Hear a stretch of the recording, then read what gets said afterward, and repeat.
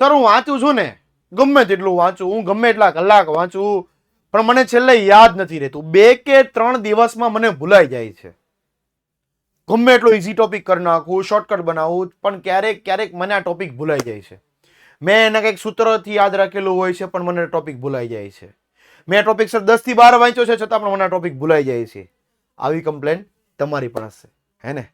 તો આજનો લેક્ચર તમારા માટે છે, અને આ લેક્ચર કોઈ પણ ધોરણના વિદ્યાર્થી મિત્રો માટે છે, નહીં કોઈ સ્પેસિફાઈ.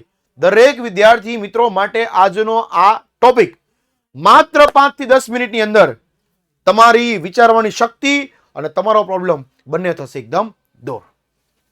ચાલો શરૂ કરતે हैं. પહેલી જ વાત, પદ્ધતિ અપનાવો. એક્ટિવ રિકોલ ફરી વખત કંઈક વાત કરે છે. હા, મોટા ભાગના વિદ્યાર્થીઓ ચોપડી ખોલી પાના વાંચ્યા કરે. આ પેસિવ લર્નિંગ છે.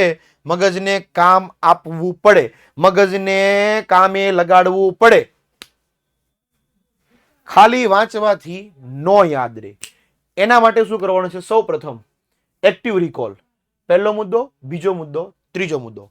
વાંચો, એક ફકરો કે પ્રશ્ન વાંચો, પછી ચોપડીને કરી દો બંધ અને આંખ બંધ કરી મનોમન બોલો કે તમે શું વાંચ્યું, કયો વિષય વાંચ્યો, કયો ટોપિક, કયો પ્રશ્ન વાંચ્યો, એને મનોમન બોલવાનું શરૂ કરો. અને બોલાઈ જાય પછી ફરી પાછું એને વાંચવાનું, એટલે કે મતલબ એને યાદ કરવાનું શરૂ કરો કે આ પહેલા મુદ્દામાં હતું, બીજા મુદ્દામાં હતું, ત્રીજા મુદ્દામાં હતું. આ રીતે એને ફરી વખત વાંચવાનો પ્રયત્ન શરૂ કરો. રેડી? મગજને કામે આપવાનું છે. કેમ? જ્યારે તમે મગજ પર જોર આપીને યાદ કરવાનો પ્રયત્ન કરો છો, ત્યારે જ તે લોંગ ટર્મ અને મેમરીમાં જાય છે, યાદ શક્તિમાં જાય છે. લોંગ ટર્મ મેમરી, તમે શું વાંચ્યું એ તમને ખુદને અંદાજ આવશે કે તમે કઈ રીતે વાંચ્યું અને કેટલા કેટલા ટોપિક તમે વાંચ્યા. લાંબા ગાળે યાદ રાખવાનું છે, નહીં માત્ર 2 કે 3 દિવસમાં ભૂલી જવાનું છે. બોર્ડની પરીક્ષા પૂર્ણ થાય અને કદાચ 2 વર્ષ પછી પૂછે તો પણ ટોપિક તમને યાદ આવવો જોઈએ. વાત કરીએ આગળ. નેક્સ્ટ, મોટા ભાગના ગોખણ પટ્ટી કરે છે. આખો જવાબ ગોખવાની જરૂર, હું તો કહું ગોખવાની જરૂર જ નથી. તેના માટે શું કરવું પડશે? કીવર્ડ સ્ટ્રેટેજી, મુદ્દાઓ, કી, ચાવી, સૂત્રો, આ બધું ગોતો. બનાવી નાખો અત્યારથી. એની આખી અલગથી નોટ બનાવી દો. ખાસ મોટા જવાબ હોય કે તેના 5-6 શબ્દો હોય, પોઈન્ટ એક રફ કાગળમાં લખી લ્યો. આ રીતે એક વાક્ય બનાવી દો. તમને શબ્દોથી આખું ગીત બનાવી દો. માઇન્ડ મેપ આપેલા છે, ટૂંકા સવાલો આપેલા છે, હારોહાર ટૂંકા મુદ્દા બનાવવાની રીત પણ આપેલી છે. અને મારા જેવા સોશિયલ સાયન્સ વિષયની અંદર સાલવારી કેમ યાદ રાખવી એ પણ આપેલું છે. સંસાધનનું આખું 11મા ચેપ્ટરનું આખું જળ સ્ત્રોતનું કોષ્ટક આપેલું છે. પહેલા ચેપ્ટરમાં મેળાનું કોષ્ટક આપેલું છે. એ બધું યાદ કરો. એ શબ્દ પરથી આખું વાક્ય બનાવતા શીખી જાઓ. ટીપે ટીપે સરોવર ભરાય, ટીપે ટીપે સરોવર ભરાય. હાથ અને મગજ સાથે કામ કરશે તો જલ્દીથી યાદ રહેશે. હાથ અને મગજ, લખવાનું, યાદ કરવાનું, લખવાનું, યાદ કરવાનું. હેને? ચાલીએ નેક્સ્ટ. ઓછું વાંચો પણ વ્યવસ્થિત વાંચો. આમાં તમને 2 આખી વસ્તુ સમજાવું છું, ધ્યાનથી સમજો. એક બાજુ છે 80% સિલેબસ. હવે રહ્યા છે માત્ર 15 દિવસ. 80-20 નો નિયમ રાખવાનો છે, પણ મહત્વનું વાંચવાનું. કઈ રીતે સમજાવો? 15 દિવસ બાકી રહ્યા છે. હવે તમે ક્યારે વિડીયો જોવો છો ત્યારે તો કેટલા દિવસ બાકી રહ્યા મને નથી ખબર, પણ જો આજથી તમે વિડીયો જોઈ લીધો છે તો 15 દિવસ બાકી છે.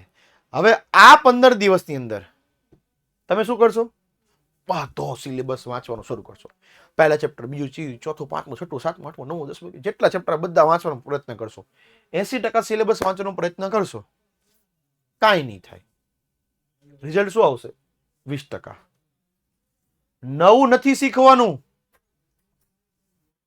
જે અઘરા ટોપિક આખું વર્ષ નથી કર્યા તેને હવે છોડી દો, નહીં થાય. જે ટોપિકને વાંચ્યા જ નથી એ ક્યારેય નહીં થાય. જે આવડે છે તેને મજબૂત બનાવો. જેટલું વાંચ્યું છે એ વધારે રિવિઝન કરો. સાથે સાથે હું તો મારી એવી સલાહ આપું છું કે કોઈ અન્ય બુક, કોઈ અન્ય કઈ પ્રકાશન હોય કે અન્ય કોઈ સાહિત્ય હોય એ નવું નહીં વાંચતા. કેમ? એની ભાષા અલગ પડશે. ભાષા અલગ પડશે એટલે તમને એવું લાગશે કે આ તો કંઈક નવું લાગે છે. નવું કંઈ નથી હોતું. તમે જે આખું વર્ષ વાંચ્યું છે, જે આખા વર્ષની બુકમાંથી તૈયાર કર્યું હોય છે એને જ વાંચવાનું છે, એને જ રિવિઝન કરો. અહીંયાથી કરી લો, આમ કરી લો, તેમ કરી લો, છેલ્લે કાંઈ હાથમાં નહીં આવે.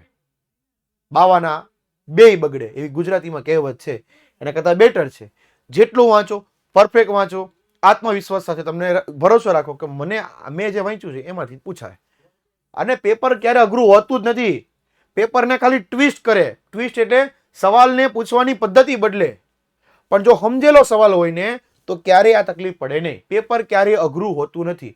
તમે ક્યારે એવું સાંભળ્યું કોર્ટમાં ક્યારે કે ભાઈ આ વર્ષે બોર્ડના પેપરમાં 12થી પૂછાણું હતું? આ 12થી પૂછાણું ક્યાંથી શબ્દ લઈએ એવા તમે? અને 12થી પૂછાય તો એના પર કેસ ન થાય કે ભાઈ આ તો 12નું પૂછે છે, ચોપડી 12નું પૂછે છે. કેમ કોઈ દી કેસ ન થયો?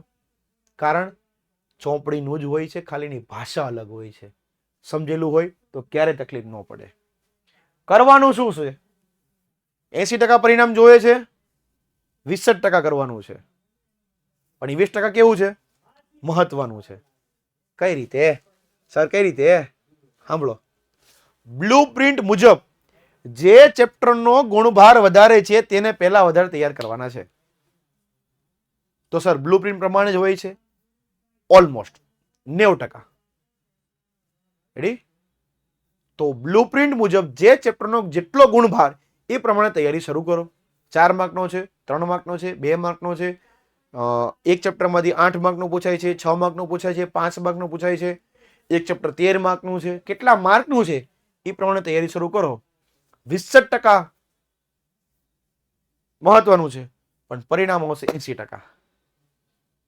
ઓછું ખરો પણ વ્યવસ્થિત વાંચો. ઓછું વાંચો પણ વ્યવસ્થિત વાંચો. ઓછું ખાવ પણ સારું ખાવ. વધુ પડતું ખાઈએ પણ ટેસ્ટમાં કાંઈ ન હોય, પણ મસ્ત મજાનો જરીક જ ખાઈએ એવો ટેસ્ટ આવે સાહેબ. એવી જ રીતે આમાં પણ.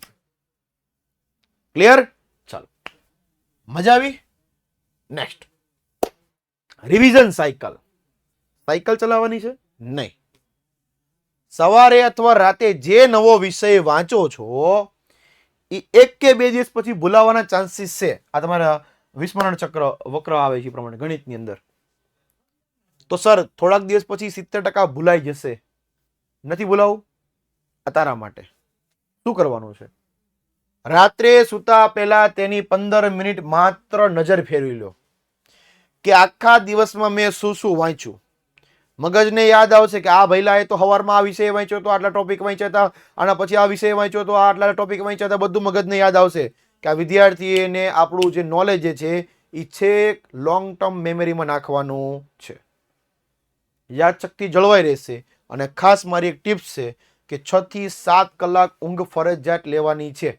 7 કલાક ઊંઘ લેવાની છે. બોર્ડને 2 દિવસ બાકી હોય કે બોર્ડનું પેપર નેક્સ્ટ દિવસ હોય, 7 દિવસ ફરજિયાત ઊંઘ લેવાની છે. કોઈ પ્રકારના ઉજાગરા કરવાના નથી, નહીતર તબિયત ઉપર અસર પડશે, આરોગ્ય પર અસર પડશે. અને ખાસ મેં એવા પણ વિદ્યાર્થીઓને જોયા છે કે બોર્ડના પેપરમાં સૂઈ જાય, પાણી નાખો તોય ન ઊંઘે. કેમ? કારણ કે એને 3 થી 4 કલાકની ઊંઘ લીધેલી હોય છે. ડિપ્રેશન અથવા કોમામાં આવવાના ચાન્સીસ પણ છે. ડરાવતો નથી, ડોક્ટર કહે છે. એટલે અવશ્ય 6 થી 7 કલાક ઊંઘ લ્યો.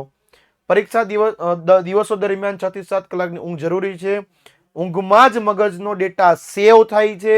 ઉજાગરા કરશો તો વાંચેલું બધું મિક્સ થશે.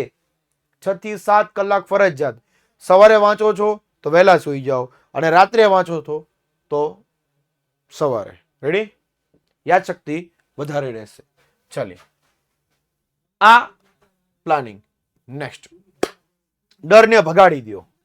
મને કાંઈ યાદ નથી રહેતું એ એક ડર છે, હકીકત નથી. ખરેખર મને કાંઈ યાદ નથી રહેતું, હું શું કરું? મને કાંઈ યાદ જ નથી રહેતું. મગજમાંથી આ વિચારને કાઢી નાખો.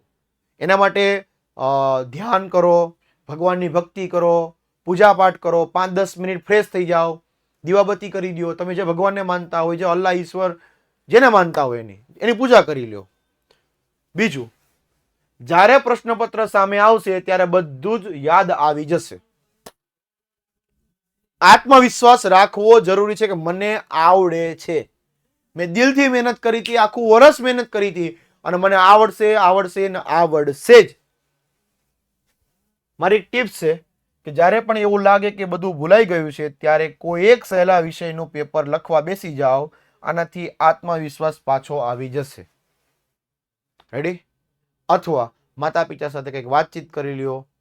રેડી? કંઈ પણ નાની પ્રવૃત્તિ કરી લ્યો. ડર લાગે છે તો કોઈ શિક્ષક સાથે વાતચીત કરો. તમારા સ્કૂલના કોઈ શિક્ષકને મળવા જાઓ. સર, મને આ પ્રકારનું પ્રોબ્લેમ છે. શિક્ષક તમને અવશ્ય માર્ગદર્શન આપશે.